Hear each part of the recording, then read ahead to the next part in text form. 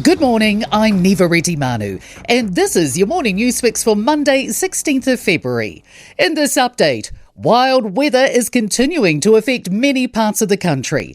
Tens of thousands of people are without power, multiple highways are closed, and flights, Wellington trains and Cook Strait ferry sailings are impacted.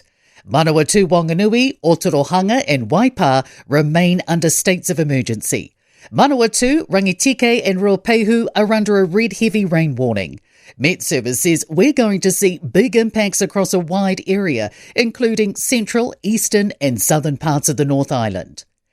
Eden Park is set to host New Zealand's first ever State of Origin match next year. It's also set to host more concerts. The government's confirmed the Auckland Stadium will host the game with support from the government's Major Events Fund and Auckland Council event. It expects more than 10,000 Australians will come here for the game. The government's also confirmed changes allowing the stadium to hold 12 large and 20 medium-sized concerts a year, with no restrictions on the days they can be held. Wellington's mayor says Wellington Water needs to focus on fixing the Moore Point sewage treatment plant as it loses its chair.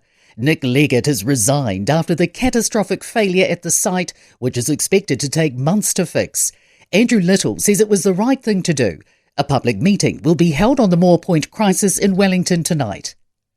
David Seymour's radical approach to shrinking the government hasn't gone down well with the largest trade union. The ACT leader wants to cut the number of ministers to 20 and consolidate the public service into no more than 30 departments. He says there are still too many agencies and says each minister should be in charge of just one portfolio. Public Service Association National Secretary Fleur Fitzsimons says he's playing attempted populism. The growth in food prices has moderated slightly, but it might not stay that way.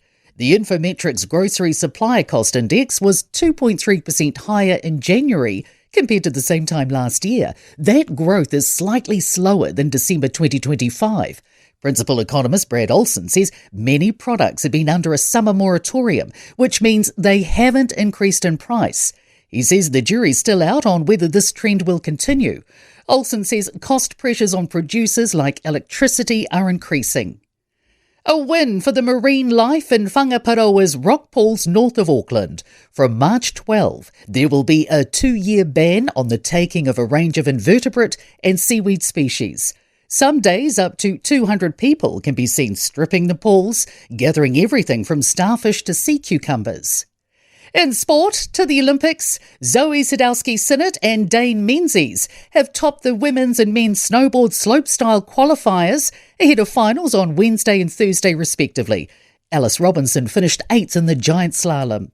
The biggest game in cricket finance is over at the T20 World Cup in Colombo. India have beaten Pakistan by 61 runs. Mealy Kerr is the new captain of the White Ferns, and France have beaten Wales 54-12 at Cardiff to top the Six Nations rugby standings. I'm Neva Manu, and that's your latest news fix. We'll be back with the next update at midday from the Newstalk ZB newsroom.